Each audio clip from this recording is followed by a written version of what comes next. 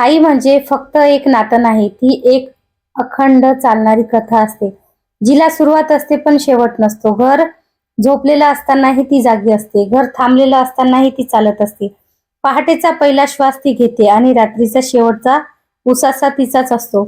कोणालाच न कळता ती आपलं आयुष्य घरांच्या भीतीमध्ये विरघळवते.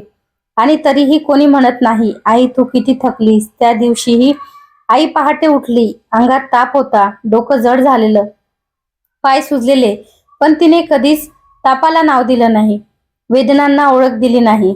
चूल पेटवली, भांडी लावली, डब्यात पोळ्या ठेवल्या. बाहेर अंधार होता, पण स्वयंपाकघरात तिच्या चेहऱ्यावरची शांतता उजेडासारखी पसरली होती. मुलं अजून झोपलेली, नवरा आडवा वळून झोपलेला. कोणालाच माहित नव्हतं की आईच्या छातीत कालपासून दुखणं वाढत होतं. श्वास होता, श्वास थोडा थांबत होता, पण तरीही तिने स्वतःला थांबवलं नाही. आई कधी स्वतःसाठी थांबत नाही. तिचं आयुष्य म्हणजे इतरांच्या वेळापत्रकात बसवलेला स्वतःचा श्वास. लहानपणी मुलं आजारी पडली की ती रात्रभर जागी राहते, पण स्वतः आजारी पडली की म्हणते, थोडं अंग दुखते, एवढंच. तिच्या वेदनांना नेहमी एवढंच असं नाव दिलं जातं. त्या दिवशी मुलगा शाळेला उशीर करत होता.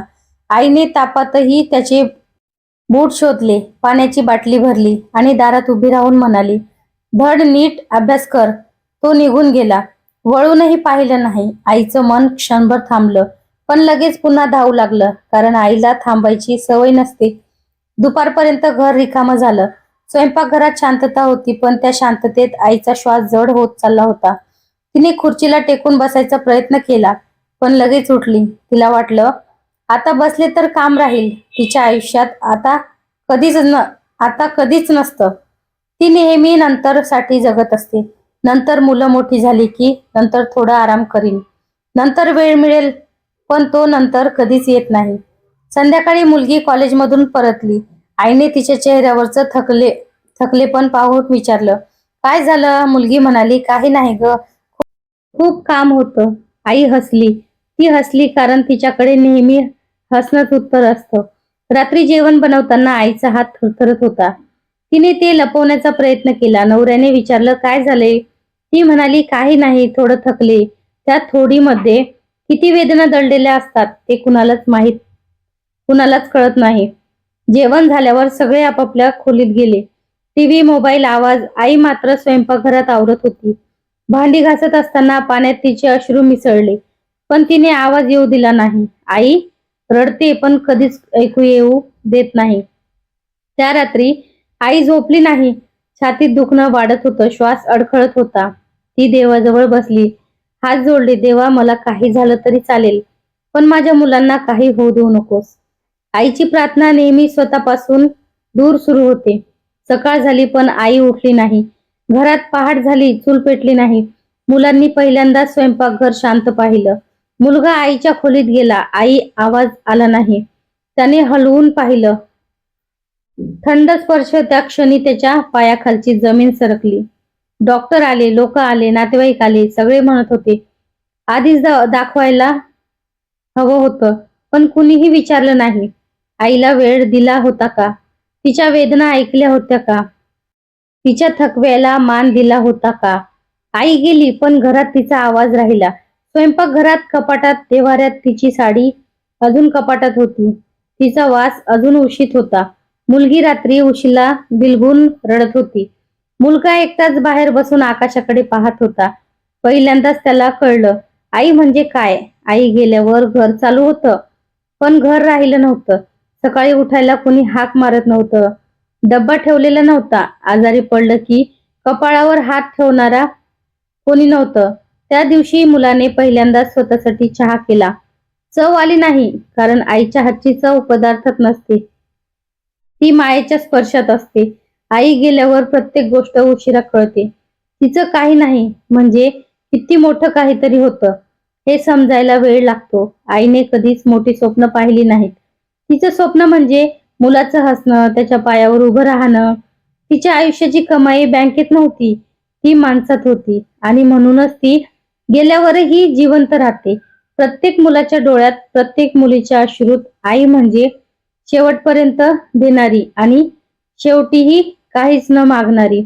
आई गेल्यानंतर घरात सगळं होतं, पण घर पण नव्हतं. भीती तशाच होत्या, छप्पर तसंच होतं, पण त्या घराचा श्वास हरवला होता.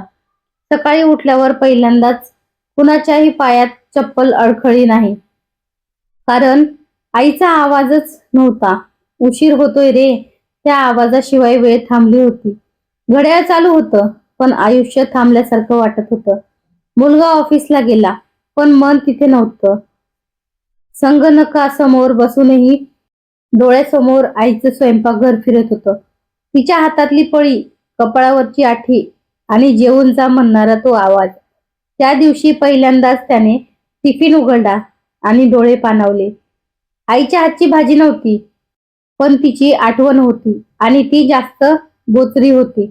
मुलगी कॉलेजला गेली, पण लेक्चर ऐकू येत नव्हती. सगळ्या मैत्रिणी आपापल्या गोष्टी सांगत होत्या. आईवर ओरडल्याच्या, रागावल्याच्या, पण तिला वाटलं किती नशीबवान आहेत त्या, कारण तिची आई आता ओरडायला नव्हती, रागवायलाही नव्हती, समजवायलाही नव्हती. संध्याकाळी परतताना रस्त्यात तिला भाजीवाला दिसला. आई रोज तिथून भाजी आणायची. नकळत तिचे पाय तिथे थांबले. तिने भाजी घेतली, पण घरी गेल्यावर लक्षात आलं की भाजी बनवणारी आईच नाही. घरात हळूहळू जबाबदाऱ्या वाटल्या गेल्या. काम वाटलं, पण माया वाटली नाही. कारण माया वाटता येत नाही. ती असते आई असताना, ती गृहीत धरलेली असते. आई गेल्यावर तिची किंमत समजते, पण तेव्हा उशीर झालेला असतो. त्या रात्री मुलगा आईच्या कपाटाजवळ उभा राहिला. तिची साडी हातात घेतली. अजूनही तिचा वास होता. त्याने ती साडी छातीत घट्ट धरली आणि पहिल्यांदाच मोठ्यानं रडला. पुरुष रडत नाही असं म्हणतात, पण आई गेल्यावर सगळे लहान होतात. नवरा शांत झाला होता. तो बोलत नव्हता, रडतही नव्हता, पण रात्री एकटाच बसून तो देव्हाऱ्यात पाहत राहायचा. आई रोज दिवा लावायची. तो दिवा लावलेला दिसला की त्याला वाटायचं ती अजून आहे. एक दिवस तो म्हणाला, तिला कधीच थांबायला दिलं नाही. आपण त्या वाक्यात वर्षानुवर्षाचं ओझं होतं. आईने सगळ्यांसाठी वेळ काढला, पण कुणीच तिच्यासाठी वेळ काढला नाही. दिवस गेले, सण आले. पहिला सण आईशिवाय फराळ होता, पण चव नव्हती. पूजा होती, पण हात थरथरत होते, कारण देवासमोर उभी राहणारी आई नव्हती. लोक म्हणाले, वेळ सगळं बरा करतो, पण काही जखमा वेळ बरी करत नाही. त्या फक्त शांत होतात, आत खोलवर राहतात आणि आयुष्यभर टोचत राहतात. एक दिवस मुलाला आईचं जुनं वही सापडली. त्यात घर खर्चाचे हिशोब होते. अगदी शेवटच्या पानावर एक ओळ होती, मुलांसाठी थोडं बाजूला ठेवायचं. त्यांच्या डोळ्यासमोर अंधार आला. स्वतःसाठी काहीच नाही, सगळं मुलांसाठी. ती शेवटपर्यंत आईच राहिली. त्या वहीत कुठेही तिचं स्वप्न नव्हतं, तिची इच्छा नव्हती. फक्त घर, नवरा, मुलं. मुलीने त्या दिवशी ठरवलं, आईसारखं जगायचं, पण आईसारखं हरवायचं नाही. तिने स्वतःला वचन दिलं, आपल्या वेदनांना नाव द्यायचं, आपल्या थकव्याला मान द्यायचा. कारण आई गेल्यावर समजतं तिचं मौन किती घातक होतं. एक संध्याकाळ अशी आली की पावसाने जोर धरला. आईला पाऊस खूप आवडायचा. ती खिडकीत उभी राहून म्हणायची, पावसात सगळं धुतलं जातं. त्या दिवशी मुलगा खिडकीत उभा राहिला. पावसात त्याला आई दिसली. तिने हसून हात हलवला. तो क्षणभर थांबला. मग त्याला कळलं, आई कधीच जात नाही, ती रूप बदलते. आजही घरात काही क्षण असे येतात जेव्हा सगळे थांबतात. स्वयंपाकघरात उभं राहून मुलगी नकळत म्हणते, आई, आणि मग शांतता. पण त्या शांततेत आई असते. प्रत्येक योग्य निर्णयात, प्रत्येक चूक टाळताना, प्रत्येक वेळी कुणीतरी आतून म्हणतं, असं करू नकोस. तो आवाज म्हणजे आई. आई म्हणजे शरीर नाही, आई म्हणजे आठवण नाही, आई म्हणजे संस्कार, आई म्हणजे आपल्यात रुजलेली माया. म्हणूनच ती गेल्यावरही जिवंत असते. तिचा श्वास थांबतो, पण तिचं अस्तित्व नाही. आई ही मातीसारखी असते. तिच्यावर सगळं उगवतं, पण तिचं नाव कुणी घेत नाही. आणि तरीही ती सगळ्यांना धरून ठेवते. आज मुलगा यशस्वी आहे, मुलगी उभी आहे, घर चालू आहे, पण कुठेतरी एक कोपरा कायम रिकामा आहे. आणि त्या रिकामेपणात आई भरलेली आहे. कारण आई गेली नाही, ती फक्त दिसेनाशी झाली. तर कशी वाटली कथा नक्की कमेंट करून सांगा. भेटू परत पुढच्या